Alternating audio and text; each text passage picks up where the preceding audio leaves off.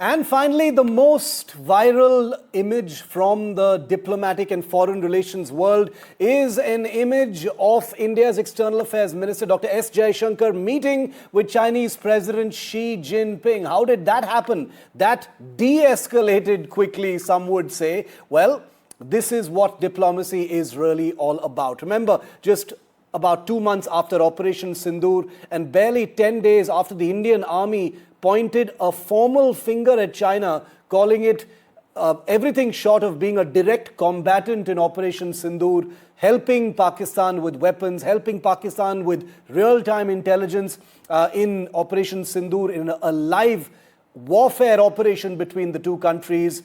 A handshake is taking place, and that is the nature of diplomacy, continuity of relations and engagement between the two countries. But this handshake is also being seen as a possible rebooting of ties between the two countries, who have been in a warlike situation in eastern Ladakh since 2020 and have recently gone head-to-head in Pakistan as well. Joining me live now to try and decode what this big reset means and whether we are reading too much into it and how we should really understand it is one of my favorite defense watchers and veterans. Lieutenant General SL Narasimhan is someone who wears many hats, apart from being a very well-respected army veteran. He's also been DG of the Institute of China Studies. He's been part of the National Security Advisory Board as well. General Narasimhan, always a pleasure. Thank you very much. How should we read this handshake, sir?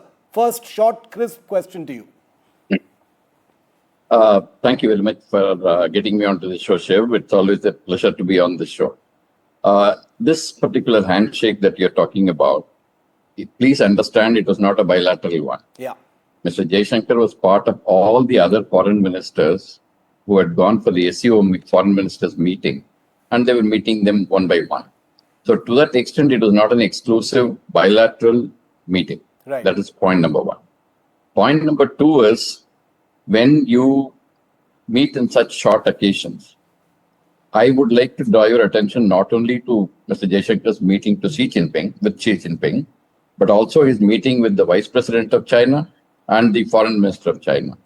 If you look at all those statements that have come out, there are 3-4 things that stand out very clearly. One is basically people-to-people relationship should be improved.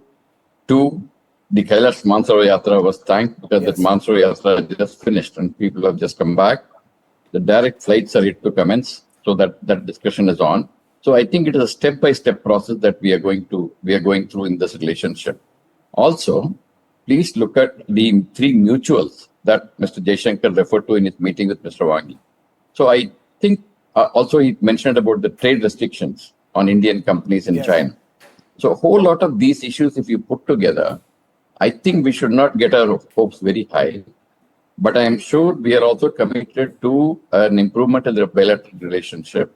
Therefore, I think we need to take a step-by-step approach to ensure that the relationship is on a sound footing and keeps going forward.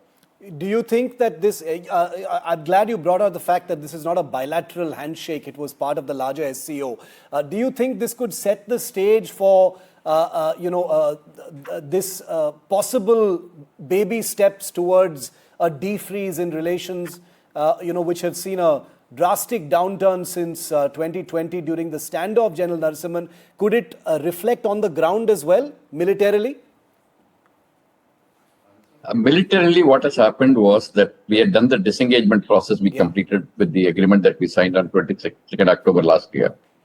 However, on the de-escalation process, there has been not much of a progress. And in fact, Mr. Jaishankar in one of the meetings has mentioned about the next step being the de-escalation. So I think we need to work towards the de-escalation, but that is going to be a little more difficult process than the disengagement itself. Yeah. And so we need to continuously work towards improving this relationship, but let us not think that it is going to be everything will be fine tomorrow. That is not the way we should see this. It's been a few years, obviously, since the last, Modi-Xi Jinping summit that was in Mahabalipuram. They have met since that time, of course, on multilateral fora. But do you think that the engagement at the current level sort of leaves the door open to some kind of higher level engagement going forward? Maybe not in the foreseeable future, but it's visible ahead, sir? it is like this. I think the multilateral forum meetings will definitely take place. And I'm sure those meetings will definitely be on. But a summit meeting, I'm not sure. I don't think that is being discussed about at this point in time.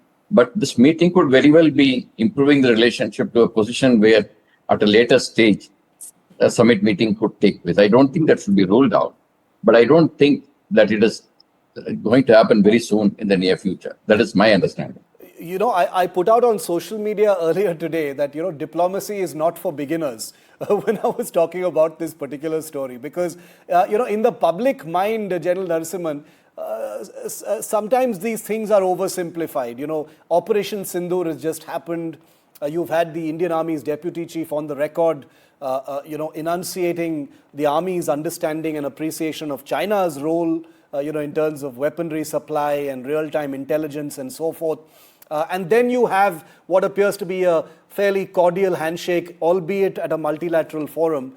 So, you know, in the public mind, there will be a sense of confusion. Try and, you know, sort of help us navigate that aspect of it, that even though there has been a shooting war just a few weeks ago where India has called out China's direct involvement, you know, there is still this cordial sort of engagement at the diplomatic level. I fully agree with you. This is a contradiction that we have to live with. Yeah. Okay. India and China are neighbors and we can't wish China away. They are going to live there and they're going to be the elephant in the room for quite some time to come. So we need to deal with them. There's no doubt about it. That is why the relationship started slowly improving from 22nd October last year. That process, I think we need to continue. You will realize that even after Galwan happened, we started talking. We started talking and then finally it resulted in disengagement. So in diplomacy, these things are taken as a part and parcel of a relationship. And even if China has done something against us in the Operation Sindoor, as the Deputy Chief had pointed out, I think what we need to do is we need to continue to engage and ensure in this bilateral relationship, our interests are well protected. That is the thing that we need to be looking at. As long as that is catered for, I think we can proceed along these lines and continue to mend this relationship. Final question, General Narasimhan. You know, in light of the standoff that began in 2020, you know, the Indian system, the Indian government, the Indian army certainly, you know, are no pushovers. Militarily, it has been demonstrated that India will push back and will defend with everything it possibly has. In light of everything that has happened in the last 5 years, do you think the possibility of a military escalation is still very much on the table, sir, between the two sides? You've got huge numbers of forces still massed, not very far from each other in eastern Ladakh. What is your perspective on that? You see, what we need to, I've been saying this in many of my interviews that I've been giving, including in NDTV earlier when I was speaking. See, this line of actual control is not restricted to eastern Ladakh. It is 3,488 kilometers long. And the line of actual control is not correctly understood by both the sides. That is why all these face-offs occur quite frequently for a very long time. So we need to be very careful about this because face-offs can still occur. Even if it doesn't occur in Ladakh, it can occur in other places.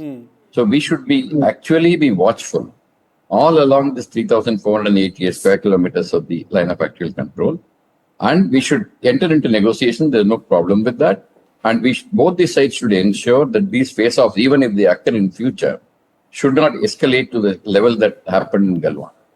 So this is where we need to be actually constantly be engaging with Chinese to ensure that these face-offs do not escalate and then create a bad situation between both the countries and the relationship goes back to where it started.